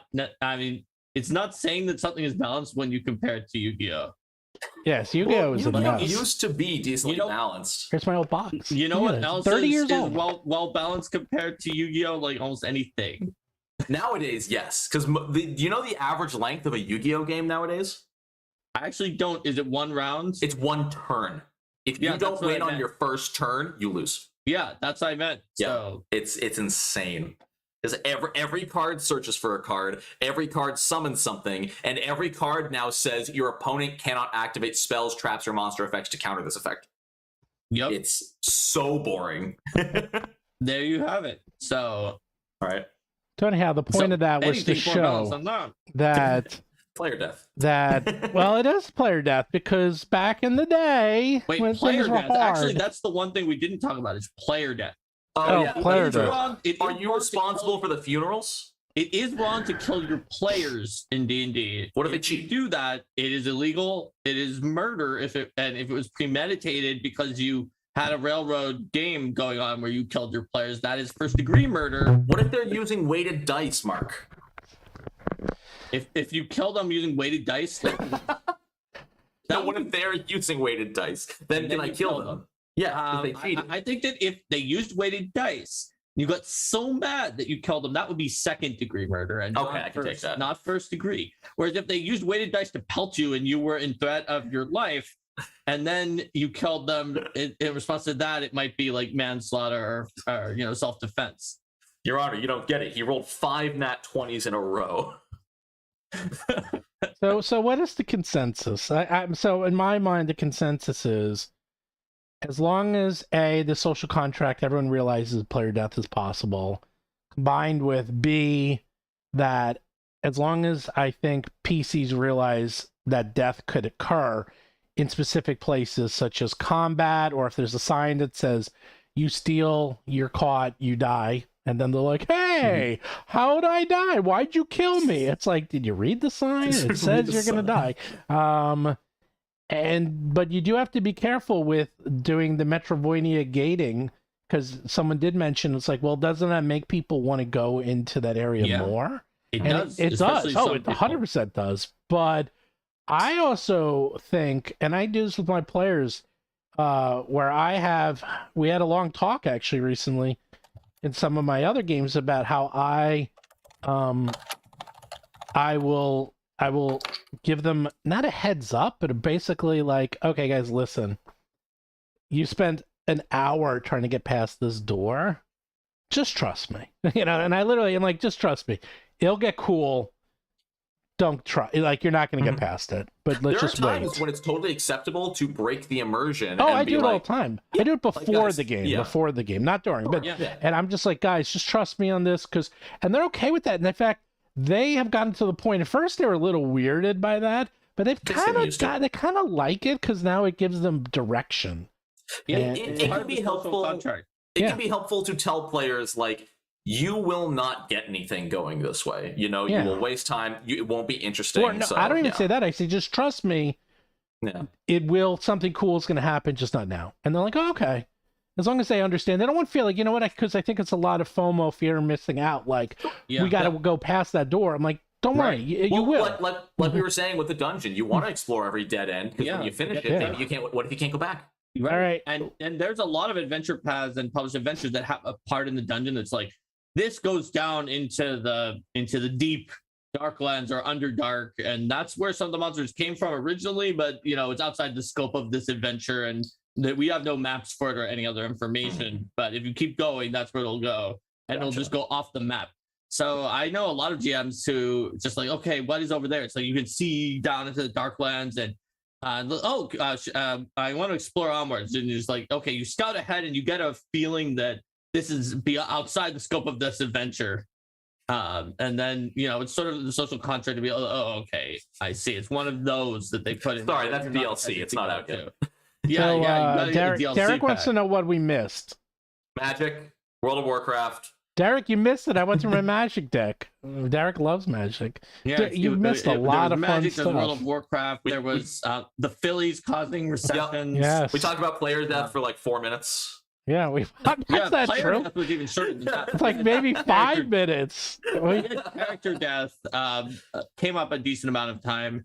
And like you said, Stephen, I think the consensus is it's about the social contract. Some groups just want to have that stunning out of nowhere death that happens in even in trivial encounters sometimes, just for the feeling of anyone could die at any time. A lot of people don't like that. That's why, I don't like book series where the characters that I like, which are sometimes a very small subset of the main characters, just suddenly get killed arbitrarily. I stopped reading Song of Ice and Fire after the one character that I liked, who was famous for dying at the end of book 1, died, and I did not like any of the other ones. Fair. So I probably would be someone who, if I didn't know the social contract was dying at any moment, like, might be annoyed if someone else's character I cared about died suddenly. I don't know how I would react, because I've never had one of my characters die. And if people want a more satisfying answer, let's say I'm not allowed to use the social construct excuse, I will say, no, it is not wrong to kill your players' characters, but do everything you can to make sure if they die, it is at a thematically appropriate and engaging time that affects the story. So the death flag one, the other half. Kind of, yeah. When they've earned a GM intrusion or the GM making a move, or it makes sense and like moves things onward. It makes sense. Just, like, yeah, the random kobold. That's a big exactly like yeah. I don't think I wouldn't even feel good as a GM if they were working their way up to the Ogre King and at the front gates they got stabbed by a goblin guard who happened to get a 20, rolled max damage, and killed them with massive damage. Like, okay. Yeah, kobolds are even more likely for that because they do Deadly picks picks. in the best area, and they're fatal. They can easily fatal. Yeah. Oh my god. Yeah. Yeah. That's why I use the kobold example, because I remember nearly having that happen in like a playtest adventure because of their picks. And because fatal is upgrade the dice, double the dice, add a dice. Yeah. So a critical of a 1d12 fatal, or a 1d6 fatal even, is actually 3d12. Or if it's 1d6 fatal d10, which is more common, then it would be 3d10. Yeah. But, so we had this one kobold. There were like 4 crappy kobolds. The P already killed 3 of them, but kobolds. one of them they weren't just kobolds, they're crappy 20, kobolds. 20. They just kept rolling 20, and people were like, "This is the kobold hero. This kobold is like the most powerful kobold." When they finally took him down, they cheered, even though he literally had the same stats as the other kobold. The party thought they were the main character. They were wrong. It was that kobold. How do you keep the threat alive without killing players when they fall in combat? That's a question from William Goodwin. Well, listen to the podcast, any of the Roll for Combat podcasts, because my characters go down every single combat. They go down constantly. I don't think there's ever a combat where someone doesn't drop. Not a lot of death, but oh boy, do they drop all the time. Let me tell you, they're on the brink of death constantly. So yeah, I haven't really killed anyone in Pathfinder 2nd edition, but while it is true that I've killed in some of my campaigns in 1st edition where you just die automatically, more or less, if you're fighting anything remotely challenging and we have a large group like we do, someone will go down, and the death and dying system is that they will die.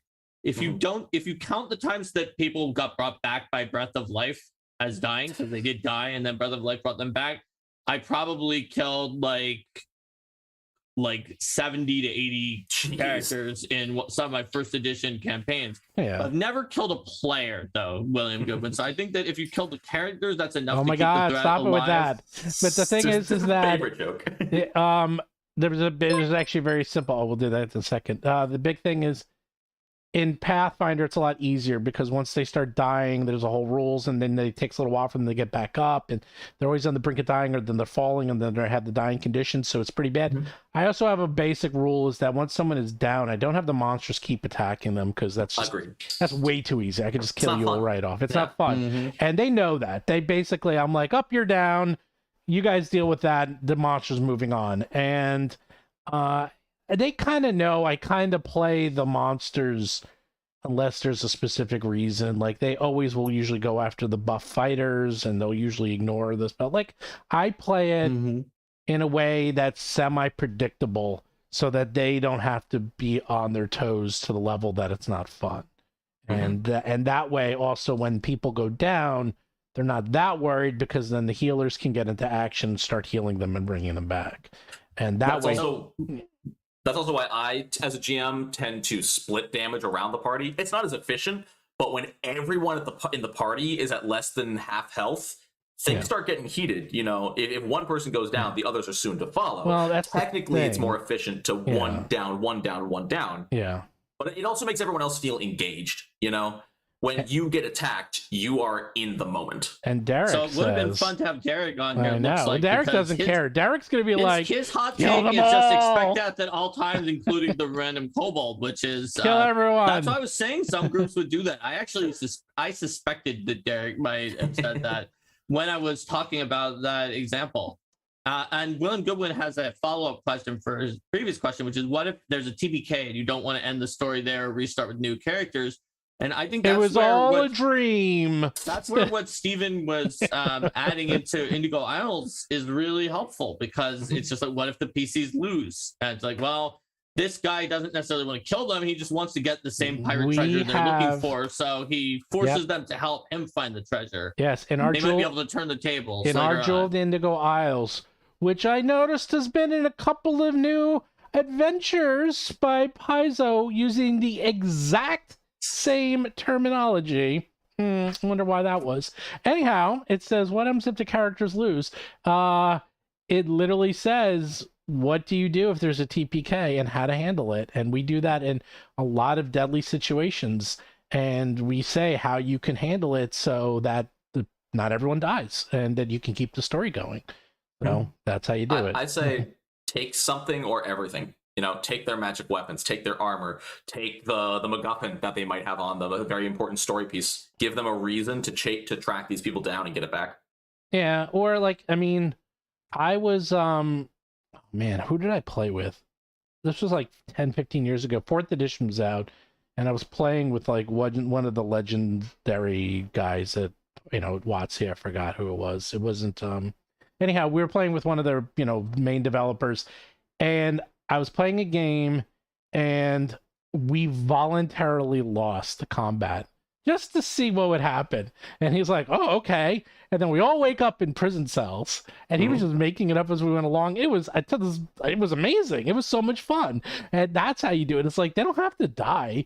You just all drop unconscious. Next thing you know, you're somewhere else. And, think about how many times video games do that. They do it all the time. It's the best example, probably one of my... I don't know if it's one of my favorite games, probably one of the best designs. Have you ever played Outward? Yes. That is one of my favorite designed games of all time. You will never die, but you will wake up in new places. You will be missing all your gear. The game is it's like a half survival, half RPG. Right. And I remember one time we got killed by I was playing a co-op. We got killed by a giant scorpion in the middle of the desert. We woke up in a random cave with a demon who was just like, hey, I saw your bodies out there, but I noticed you were still alive, so I brought you in here to save you. It wasn't even always a negative thing. We met a good guy NPC who saved us from bleeding out in the desert. Oh, by the way, Knights of Lost Call, he follows up. Derek's right. What happens when enemies start using battle medicine or heal spells to bring up your downed allies? Watch how quickly your PCs start attacking the down post. By the way, Derek, sure, but the platinum winner in Battles of Yesterday that you didn't like, the bots. That's the mechanical maitre d'. The maitre d'. That's why I like them, because they are heal bots and they support the bad guys. I had one of those in one of my games. The PCs were so messed up because they're like, oh, we knocked all these people down, and then the maitre d' comes around and starts healing them and giving them magic potions, and they start popping back up. No one expected that. Everyone was freaking out. They liked it. They're like, okay, this is realistic. This is the way it should be. But oh my God, we're in trouble. They ran away because they had to regroup, because they're like, we don't know how to handle this. We got to rethink this attack. That's why I won platinum, by the way, Derek. The one platinum I know you didn't like, by the way. So, there you go. go. So I would say that we gave the easy answer, which is, NPCs have goals. Even monsters might have a reason to drive the PCs out. But sometimes literally they don't, and it's just like, this is a hungry creature that literally would eat you wake them. up in their stomach and you're dead. You literally eat them right away, and that could be the answer. But if you have a group that absolutely does not want a TPK, absolutely does not want a retcon, and there is nothing else to do, there are other things you can leverage. So you can leverage the fact that this is an entire world that has other things going on, and you can say, okay, pause. We're going to bring in this team of maybe some other NPCs that the PCs are friendly with, or another group of characters. And you can run another adventure that has them going into a similar area, and then have them come across that monster right before it eats the PCs. It's like, yeah, turns out they were there at the same time as you, and you're now playing them. So it feels less cheap and less like the Deus Ex Machina, because you played those NPCs going up to there. Yeah. And now you have to fight the injured scorpion before it eats the other team. And then they play this other group fighting this scorpion, saving their PCs. So it feels less like you just pulled it out of there. They earned it by beating the scorpion rather than your NPC just did it. Yeah. And so you were saved by this other group of NPCs. Or you can actually, I've had it where they play the NPCs, like in Extinction Curse, they have a whole circus. So I always say to them, if you die, there's plenty more to choose from because there's a whole circus of people here. Just choose someone and make them, this will level them up. They will become your character. So they are sort of familiar with them. And that's something a lot of adventure paths do pretty well, either by accident or on purpose, is that it's usually the PCs aren't by themselves. They're usually with a larger group. And I always find like, okay, you just pull from the larger group and that's your party now. That way even the story sort of still makes sense because they've been following you along. It's sort of like the backup unit that's always been there. I agree with like Hector. Derek has moved the mechanical maitre d from F up to D, which it is a maitre d, so it should have. He went from an F to a D. Damn, man. He's of course Derek hates everything. So I agree with Hector a lot. If you don't want to go the NPC side adventure route, one way you can handle like a no way out situation like the hungry animal is like, okay, everyone's down. This thing is hungry. Just talk to the players and say, it is going to eat one of you. Who is going to sacrifice oh my god, themselves? that's so terrible. And then someone has to volunteer. You're giving them a Sophie's choice. I was about to say that's Sophie's choice. It's so bad. It takes their body, it runs off with their body. I have admittedly done something similar, but I didn't make them choose. There was just like, oh, you see, I'm the sadist who loves. I make them roll off. I have them do a roll off. Fun about a roll off. No, that's all random. That indicated that it likes to eat a particular ancestry. So it was eating that. It was eating that person. And the rules of like PF1 talk about like after X amount of time you will wake up. And so they woke up before it got to anybody else because it wasn't hungry enough to eat the other people yet, and they killed it.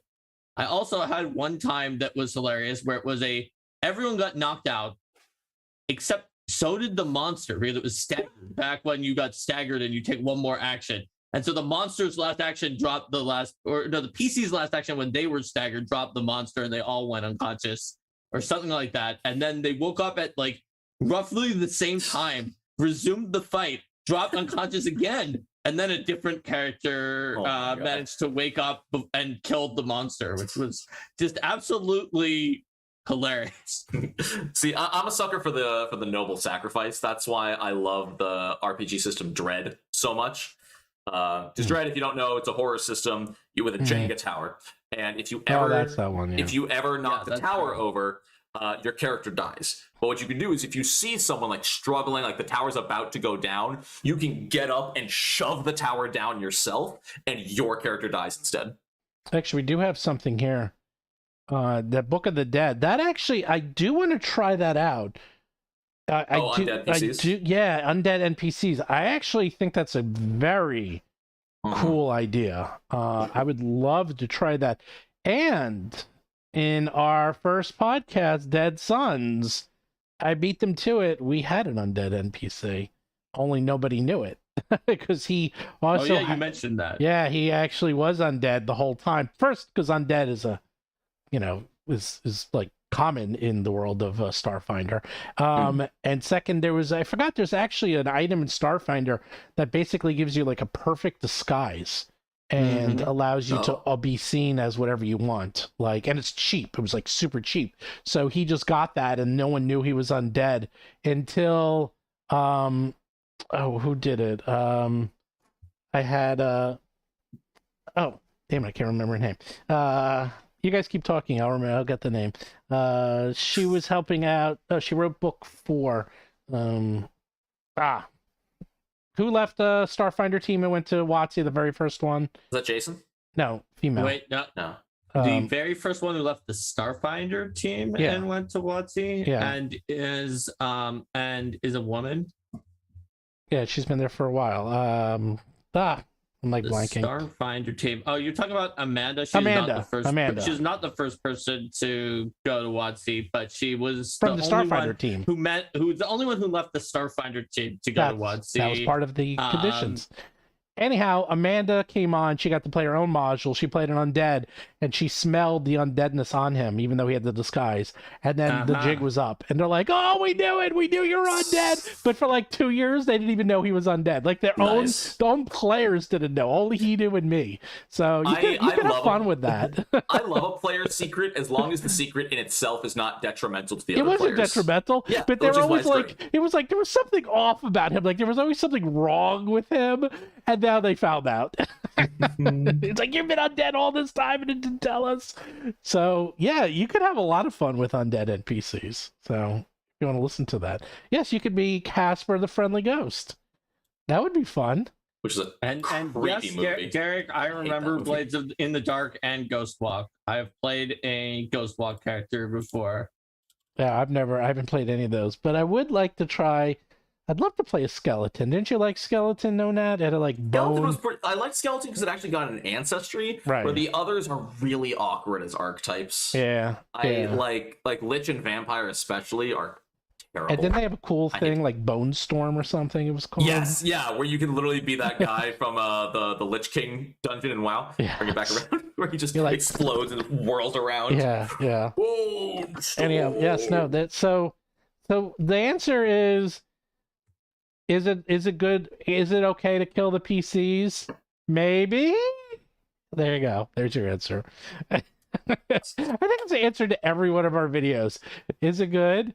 That's the answer to tabletop gaming. Tabletop gaming is not objective inherently. It's a subjective. You're the best, Mark, because you've done Blades in the Dark or Ghost Walk. You've played all that stuff. You know, the thing is, not everyone can play everything. That's the problem. It's like if I'll tell you what I do want to try. I do want to try one day. I do want to try the One Ring. This actually looks very cool. By Free League. This looks awesome. I still want to play Pugmire. I don't even know what that is. I'll grab it and then we'll wrap up because I have to pee really bad. You always do. That's your Achilles heel. I've we noticed. have to wrap up before one. I know you got to wrap up Linda's anyhow meeting. because you have a meeting. But we'll wrap Linda up. does. I don't. I can Well, just you know go what I back mean. to the Monster Mines for RPG Superstar. It's basically D&D, but dogs. Oh yeah, I saw that. I've seen that. Yeah. The monsters are like all cat. Like everything is anthropomorphized animals. Well, not everything. Because like there are like literal like just giant rats and stuff as enemies sometimes. The world they've set up is fascinating throughout all of it. But yeah, no, I love the. I think it's based off D&D 5e as a whole. Mm-hmm. But yeah, no, the artwork is just always second to none in this. I love the artwork of Pugmire. Yeah, the thing is, I never have time to play something else because I have to learn it, and then everyone else has to learn it. I think what I need to do is have a different person GM. Derek, you got to run me through some stuff, okay, Derek? You got to GM us. I thought that I was supposed to do some puppet thing for them. Okay, I actually do have a cool idea if we ever do this. No, Nat, are you on board? Here, this is actually pretty goofy, but I think it's a cool idea. Do you know what this is? Legendary Kingdoms? I don't know. It's choose your own adventure, but you were telling us. Yeah, well, it's choose your own adventure, but it actually you play characters. So it's choose your adventure with real characters and real combat and real fighting, and it's incredibly deep. And there's multiple books. If we could each take a character, and then Mark could be the GM, who just helps really run it. You know, he like reads it and runs it, and there's apps to support it and everything. These books are huge. That's cool. Yeah, and it's one of these that if you can play it more than once, because then you learn things. Right. And I don't know how long. I don't think it would take that long. I don't think it's going to be like. I don't think it's one session, but I don't think it's like it's not an adventure pass session. Yeah, it's like a month. That's easy. Yeah, it's pretty quick. I think it would be a couple of sessions, and then we can see what happens. So sure, I'm down. Yeah. Okay. Yeah, look at I'd that. be happy to run through that at some point, as I've mentioned before. Steven, it seems like you have these ideas for things and you always pitch them and have and me doing something on it, but we never actually do them. But I would be happy to do them. Because I'm trying to finish stuff. That's the other problem. It ends up being because I mentally have decided not to take on new things until we had 8 books that had to come out and that have been owed, and I think about half of them are done or nearly done. Because the character guide is done. The 5e character guide is very close to being finished. The free guides are done. and now we just have the Indigo Isles, and Indigo Isles, 2 out of 3 is done for Pathfinder, 1 out of 3 is done for 5e, but the second one will be done pretty quick. And then we literally have the last one, and then we're done. We're done with, finally, Indigo Isles, and then we can move on to the new stuff. Yay. So it's very close.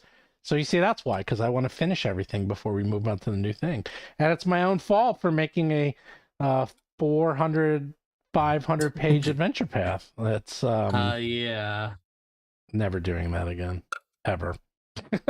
Like, that was a big mistake. But damn, it's good. It's the best adventure path I ever made. That's right. Not biased at all, but it is really good. It is the best adventure path you ever made, for sure. It is the best adventure path I ever made. It's really, really, really, really good. And we have 25 North on, and they're running it. They sure are. They sure are. He wrote me too. 25 North's like, Steve, you got to share the next adventure with me. I'm like, dude, you got a long way to go. and then I did share it with him, and he's like, oh, we're still like in the beginning of like part 2 or something. I was like, yeah, you got a long way to go, because it's like the next adventure was part 5. I was like, you're still in part 2. You got months to go before you can get to part 5, so I wouldn't worry. You're not going to catch up to us ever.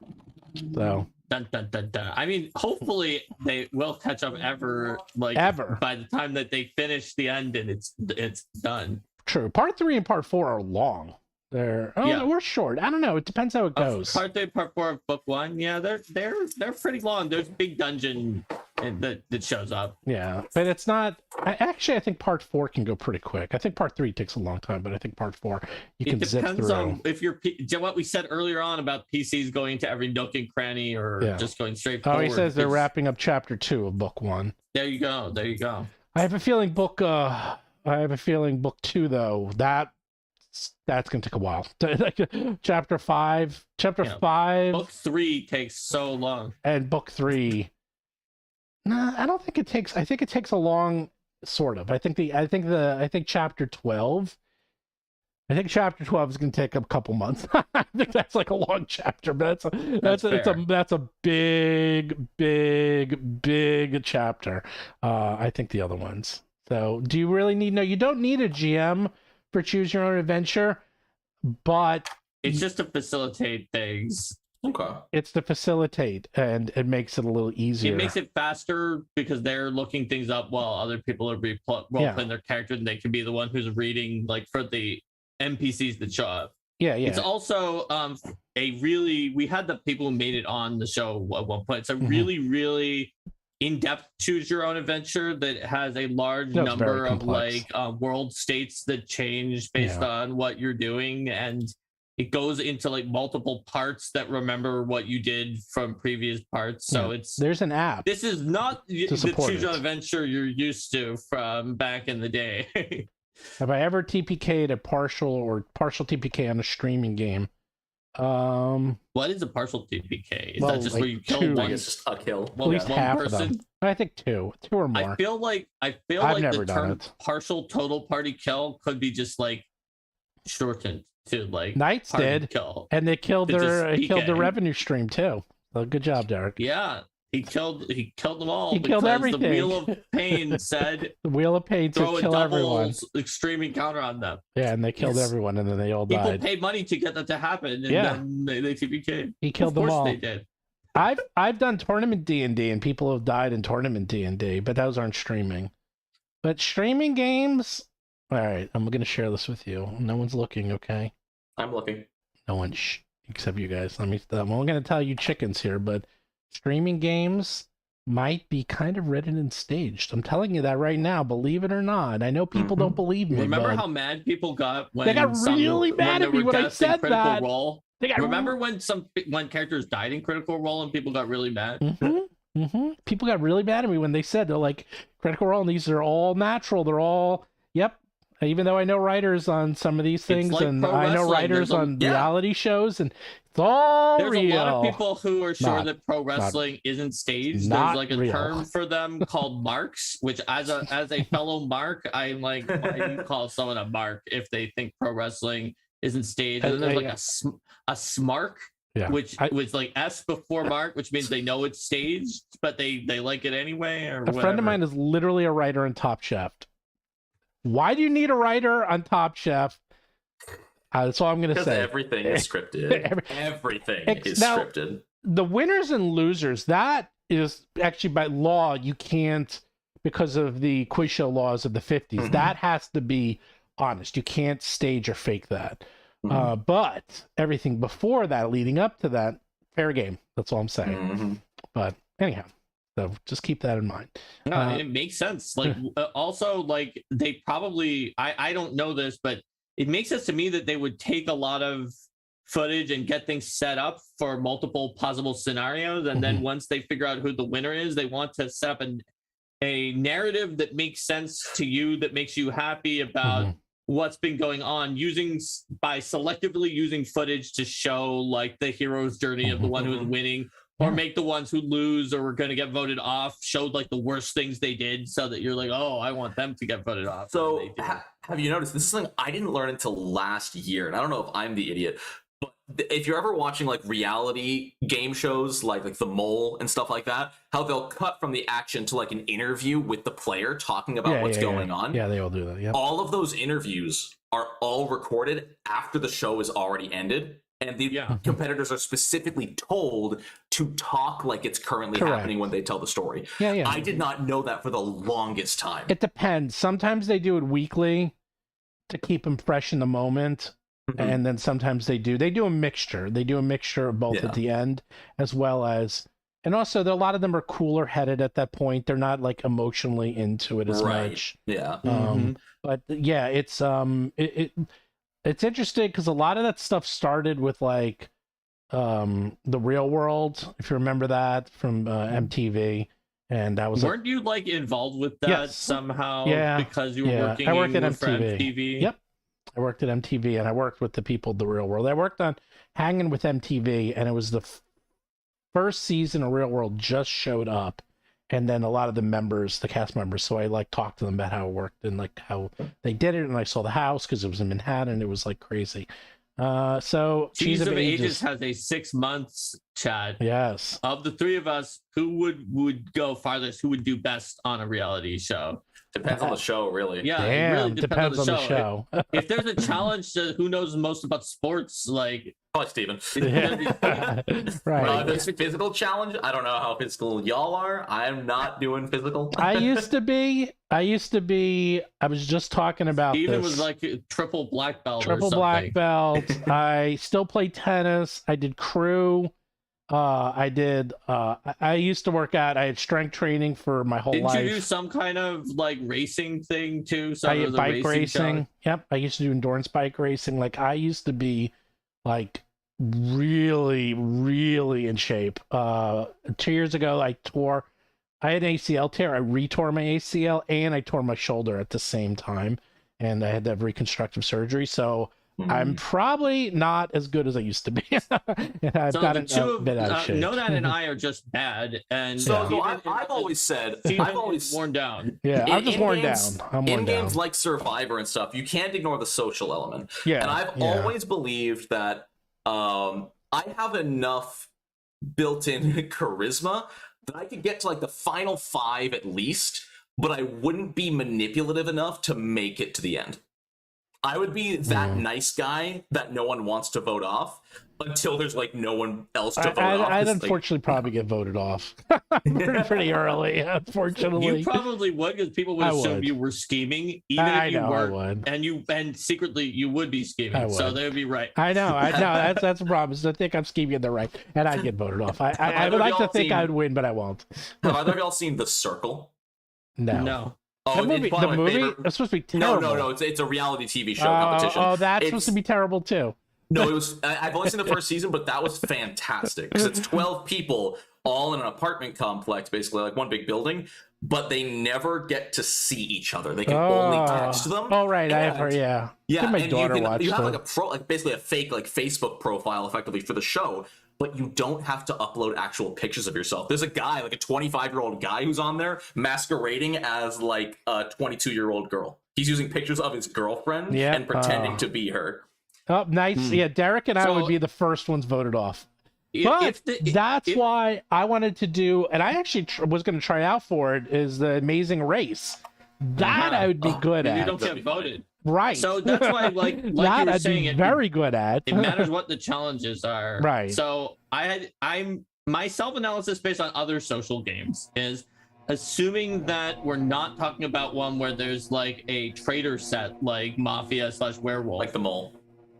In those, I always get killed immediately. And in ones that don't have that, so I'm assuming I would be kept around to win challenges, assuming that the group has to win challenges. And then I would be killed, like that you would be maybe kept around, you said, because they think you're nice enough and then they get rid of you because they have to. I would be kept around and then strategically killed by a cabal of people who don't want to have to compete with me. And Once you become a threat. Oh yeah, you're like the classic like big jock on Dude, Survivor. I played Blood on the Clock Tower. If it had intellectual challenges where you needed to solve things that were not physical based. I played Blood on the Clock Tower at Gen Con and made it all the way to the end that I was the poisoner. There you go. And that's I was able to kill off other characters without them knowing. No, not kill off. Oh yeah, kill off. I don't remember what I did, but it was. I'm actually. Maybe I would do better. I'm thinking about because these like werewolf games, I usually make it to the end. I'm usually really good at those. They would get rid of me. Yeah, I don't know. I guess we could try a social deduction game at PaizoCon and see who wins. I'm down. Yep. So we've got to stop because we're getting close to 1. Yeah, we gotta go. And I still really have to pee. All right. You just forgot about it though. Bye everyone. Thanks for joining us. Bye all. Bye.